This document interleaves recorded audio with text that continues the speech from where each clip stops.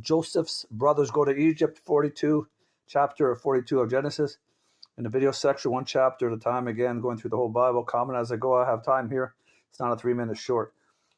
42 of Genesis. When Jacob learned that there was grain in Egypt, Jacob, Israel, he said to his sons, why do you just keep looking at each other? He continued, I have heard that there is grain in Egypt. Go down there and buy some for us so that we may live and not die.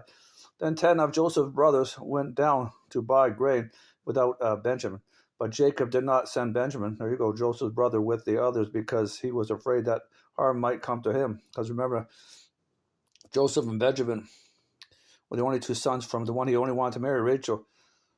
And the brothers sold Jacob to Egypt. Anyways, it was God's plan. Anyhow, verse 5. So Israel's sons were among those who went to buy grain. Why fully God's plan? I don't know. For the famine was in the land of Canaan also. Now Joseph was the governor of the land of Egypt, the one who sold grain to all his people. So Joseph's brothers arrived. They bowed down to him, their faces to the ground. As soon as Joseph saw his brothers, he recognized them, but he pretended to be a stranger and spoke harshly to them. Where do you come from? He asked, probably a little upset too for what they did to him. Can't blame him.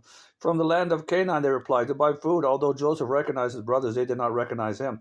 Then he remembered his dreams about them and said to them, remember that they bowed down, and they just did, that the stars bowed down to him. They said, well, we'll bow down to you, and they just did. They didn't even recognize him. I just read that. You are spies. Joseph was doing this. Maybe to make him pay too, who knows? Or through God, or what they did. Anyhow, I don't fully know everything. You have come to see where our land is unprotected. You are spies, he said. No, my lord, they answered. Your servants have come to buy food. We are all the sons of one man. Your servants are honest men, not spies. No, he said to them. Again, Joseph to his brothers didn't even know it was Joseph. They thought he was maybe dead. You have come to see where our land is unprotected. Verse 13, but they replied, your servants were 12 brothers, and the sons of one man who lives in the land of Canaan.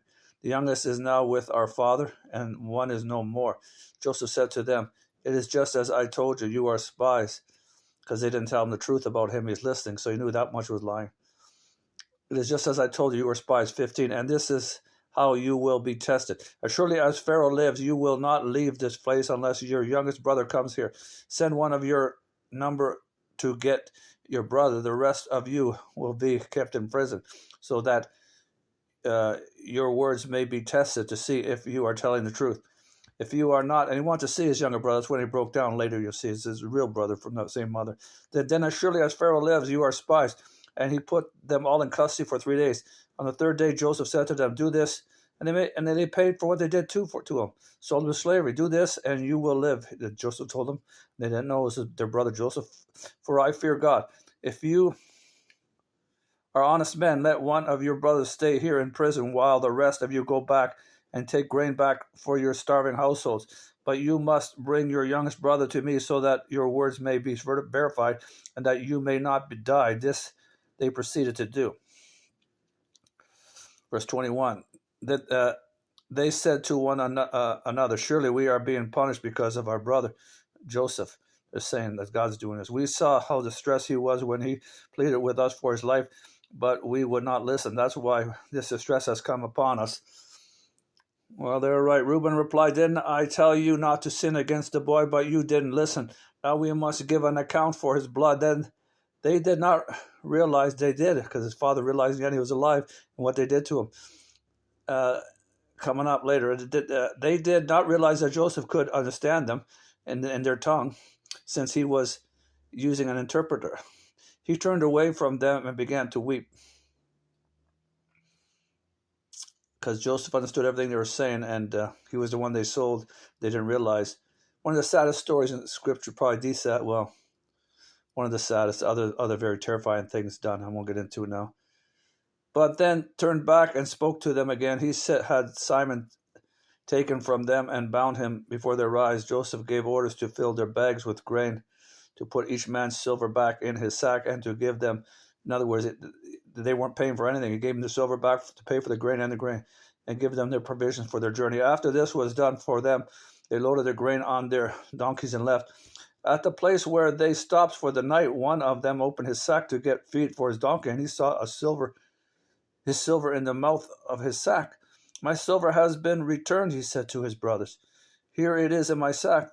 Their hearts sank, and they returned to each other trembling, and said, What is this that God has done to us? When they came to their father Jacob in the land of Canaan, they told him all that had happened to them.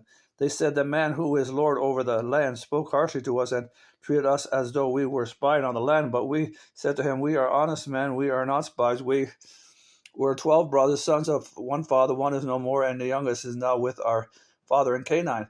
Then the man who is Lord over the land said to us, This is how I will know whether you are honest men. Leave one of your brothers here with me, and take food for your starving households, and go.